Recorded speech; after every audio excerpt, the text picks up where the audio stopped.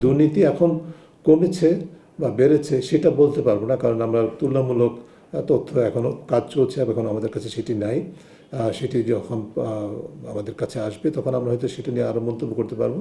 তবে একটি মন্তব্য করতে পারি, সেটা হচ্ছে যে দুর্নীতি অব্যাহত আছে, এবং সেটার দৃষ্টান্ত কিন্তু আমরা 5 আগস্ট বিকেলবেলা থেকেই দেখেছি।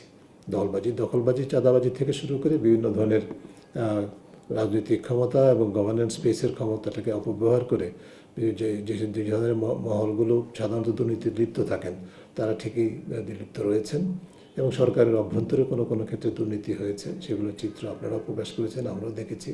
উদ্বেগজনক এটুকু বলতে পারি যে এই অন্তর্বর্তীকালীন সরকারের সময় সম্ভাবনা ছিল আরও কঠোরভাবে দুর্নীতির বিরুদ্ধে অবস্থানটা গ্রহণ করার।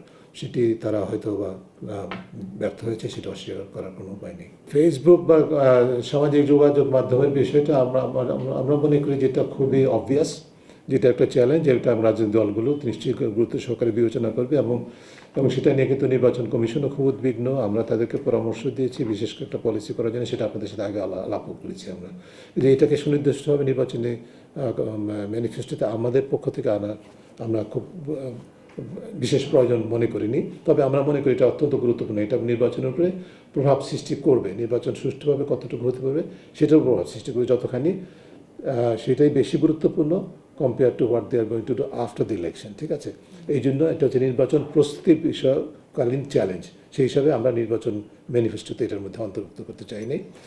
তবে এটা টেকনোলজি ড্রিভেন সমাজ, গণমাধ্যম, গণমাধ্যম প্রতিবেদন, যেহেতু আমরা বলেছি গণমাধ্যম সংস্কার কমিশনের প্রতিবেদন, সেখানে যতটুকু আছে সেটুকু বাস্তবায়ন করতে পারলে আমি মনে করি যেটা এই সমস্যাটা দীর্ঘমেয়াদী সমাধান সম্ভব।